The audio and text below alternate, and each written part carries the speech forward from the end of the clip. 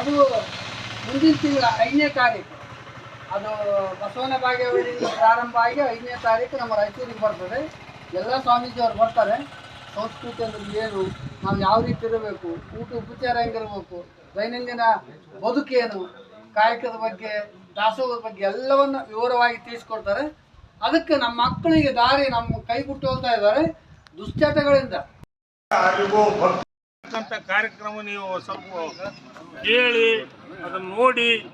ನೀವು ಈಗ ನಮ್ಮ ಮಕ್ಕಳಾಗಿ ಉಳಿದಿಲ್ಲ, ಅವು ಇಕ್ಕಳಾಗಿಬಿಟ್ಟಾವ. ಈಗ ಎಷ್ಟು ದಾರಿ ತಪ್ಪು, ಕುಡಿತಾವ, ತಿಂತಾವ, ಸ್ಪಟ್ ಆಡ್ತಾವ, ಮೊಬೈಲ್ ಬೆಟ್ಟಿಂಗ್ ಆಡ್ತಾವ, ಏನೇನೋ ವಿಚಾರಗಳೆಲ್ಲ. ಅಂತ ಮಕ್ಕಳಿಗೆ ಸಂಸ್ಕಾರ ಕೊಡ್ತಕ್ಕಂಥ ವ್ಯವಸ್ಥೆ ಅಲ್ಲಿ ತಿಳಿಸ್ಕೊಡ್ತಾರ. ಅದನ್ನು ನಾವಿಲ್ಲಿ ನಮ್ಮ ಗ್ರಾಮ ನಮ್ಮವಯೋ ಎಂದಾರಲ್ಲ ಎಲ್ಲರನ್ನು ಹಬ್ಕೊಂಡಿರ್ತಕ್ಕಂಥ ಬಸವಣ್ಣನ ಒಂದು ಕಾರ್ಯಕ್ಷೇತ್ರ ನೋಡಿ. ಹೋದ ವರ್ಷ ಘನ ಸರ್ಕಾರ ಸಾಂಸ್ಕೃತಿಕ ನಾಯಕ ಅಂತೇಳಿ ಬಸವಣ್ಣವರಿಗೆ ಒಂದೊಂದು ರಾಜ್ಯಕ್ಕೆ ಒಬ್ಬೊಬ್ಬರಿಗೆ ಕೊಟ್ಟಿರ್ತಾರೆ. ಮಹಾರಾಷ್ಟ್ರಕ್ಕೆ ಛತ್ರಪತಿ ಶಿವಾಜಿ, ಹಿಂಗೆ ಎಲ್ಲ ಇದನ್ನೆಲ್ಲ ಹಂಗ ಕೊಟ್ಟಿರಲ್ರಿ.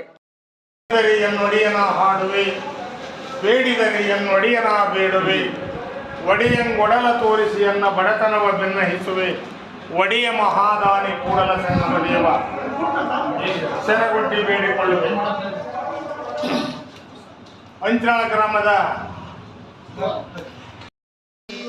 ಬಸವಲಿಂಗಾಯ ನಮಃ.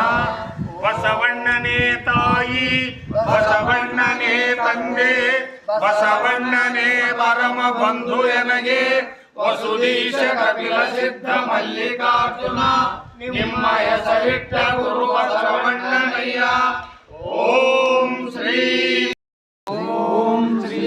ಗುರು ಬಸವಲಿಂಗಾಯ ನಮಃ. ಓಂ ಶ್ರೀ ಗುರು ಬಸವಲಿಂಗಾಯ